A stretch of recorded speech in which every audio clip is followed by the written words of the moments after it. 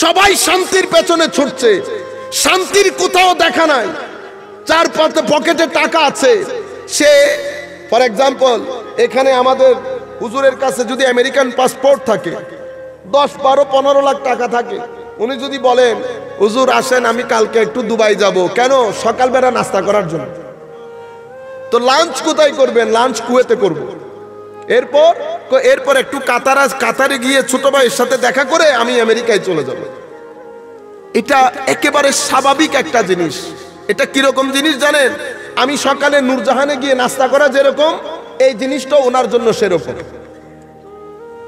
আপনার পকেটে যদি টাকা থাকে, লাল একটা পাসপোর্ট থাকে, পৃথিবীর যেই কোনায় যাবেন, যেই কিছু আপনি খরিদ করতে পারবেন। মানুষ খরিদ করছে, মানুষ যাচ্ছে, কিন্তু একটা জিনিস কোনো বাজারে পাওয়া যায় না, সেটার নাম কি?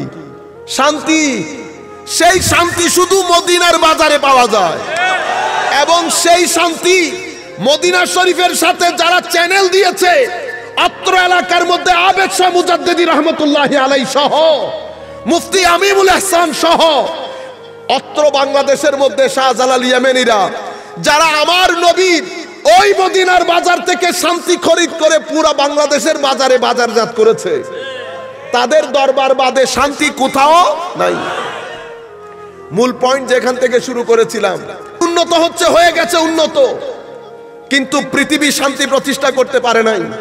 আমেরিকার সমাজ ব্যবস্থা ভেঙে পড়েছে, ইংল্যান্ডের সমাজ ব্যবস্থা ভেঙে পড়েছে। পরিবার বলে কোনো কথা নাই, মানুষের মধ্যে হাহাকার, ঘরের মধ্যে চাকচিক্য আছে, আধুনিক থেকে আধুনিকতর, বাইরে দামি দামি গাড়ি, আপনি ভিতর থেকে শুধু হু হু শব্দ আসে। শান্তি নাই, শান্তি নাই আমার ভাইরা। কেন?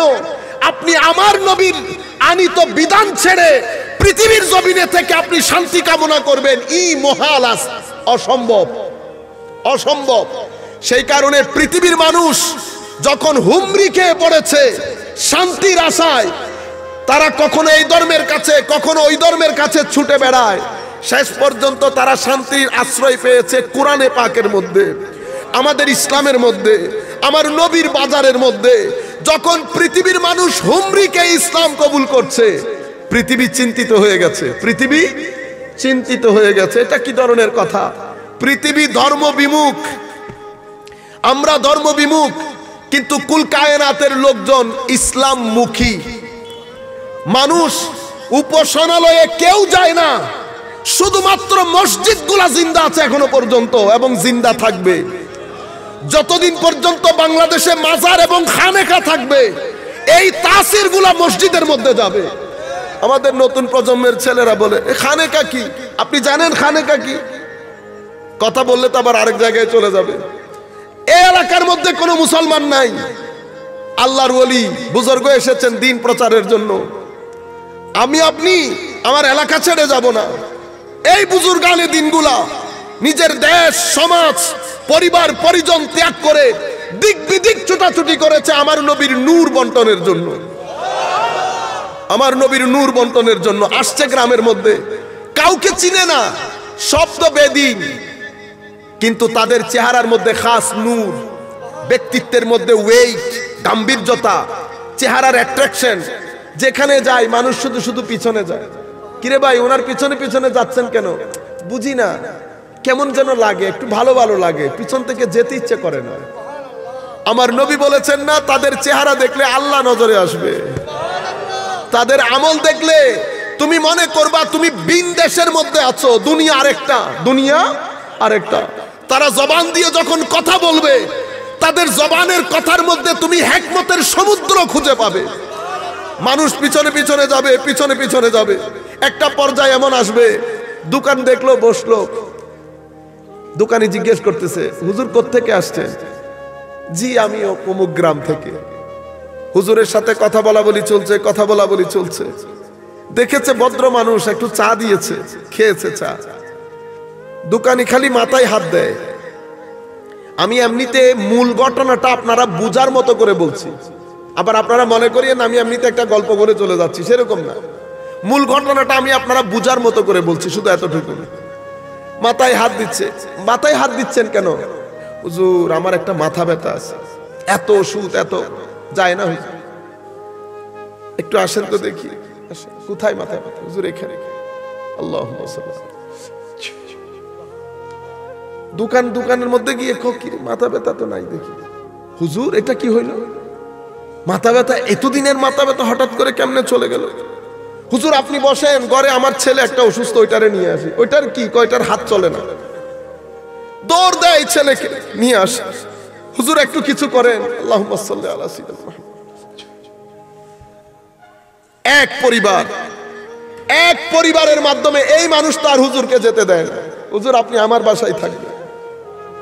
ওনার তো একটা আশ্রয় দরকার, বাজার তো আল্লাহ বসাবেন। একদিন দুই দিন যেতে পারে নাই, পানি পড়া পুরো এলাকার মধ্যে ছড়িয়ে পড়েছে। অমুক গ্রাম থেকে কোন মানুষ এসেছে, যাকেই ধরে ঠিক হয়ে যায়, যাকেই ধরে ঠিক হয়ে যায়। মানুষ থাকা শুরু করেছে। জোহরের ওয়াক্ত যখন হয়েছে, আমাকে পানি দিতে হবে। হুজুর পানি কেন? একটু উজু করব। অজু করেছেন, হুজুর নামাজে দাঁড়িয়েছেন, ওরা তার নামাজ জানে না। উমা হুজুর একবার দাঁড়ায়, রুকুতে যায়, কিন্তু নামাজ যখন পড়ছে খাস স্থিরতা, গাম্ভীর্য, সুখ, আরাম, সুকুন, ইতমিনানে কলব, এটা তাদেরকে অ্যাট্রাক্ট করেছে। করতে করতে করতে বছর যাইতে পারে নাই, পুরা গ্রাম মুসলমান হয়ে গেছে। আল্লাহ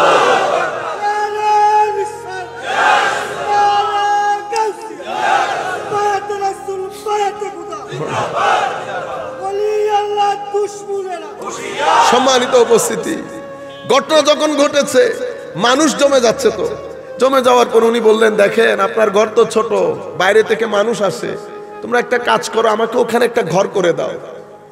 হুজুর কেন? আমিও থাকলাম, মানুষকে কিছু শিক্ষা দিলাম, দূর দূরান্ত থেকে যারা আসে তারাও একটু থাকলো।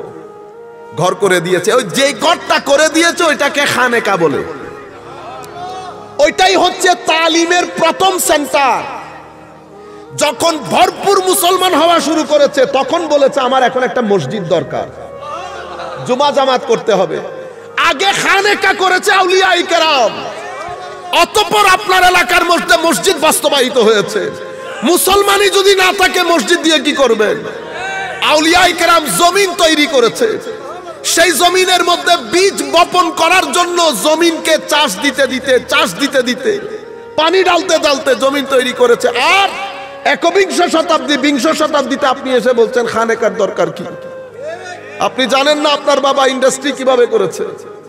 আপনার বাবা আরেকজনের ঘরে চাকরি করে করে মাথার গাম পায়ে ফেলেছে ইন্ডাস্ট্রি করার জন্য। আপনি দুনিয়াতে এসে প্রাডো গাড়িতে বসেছেন, আপনার বাবা প্রাডো গাড়িতে ছিলেন না, উনি রিক্সাতে চড়তেন, মাইলের পর মাইল হেঁটে যেতেন। বিল গেটস বলেন নাই আমার বাবা উকিল, সেই জন্য আমি 5 টাকা খরচ করতে খবর হয়। আমার ছেলের বাবা বিশ্বের অন্যতম ধনী, তার তো টাকা খরচ করতে কোনো খবর হয় না। আমাদেরও ঘটনা ঘটেছে সেরকম। বিংশ শতাব্দীতে এসে পুরানো ঘটনা সব ভুলে গেছি। আউলিয়ায়ে কেরাম কিভাবে অত্র এলাকার মধ্যে দিন প্রচার করেছে, কেন খানেকা করেছে, খানেকার পরে মসজিদ কিভাবে অস্তিত্বের মধ্যে এসেছে। জুমা জামাত করতে হবে, মুসলমানের সংখ্যা বেড়ে যাচ্ছে, কয়েকবার একটা মসজিদ করা দরকার। কেন? এখন তো আমরা পাঞ্জেগানা নামাজ সহ জুমার নামাজও পড়তে হবে। হুজুর জুমার নামাজ কি? কয়টা আমাদের সাপ্তাহিক নামাজ, সবাই মিলে একসাথে হয়ে পড়ব। এই হচ্ছে আমাদের আউলিয়ায়ে কেরামের ইতিহাস।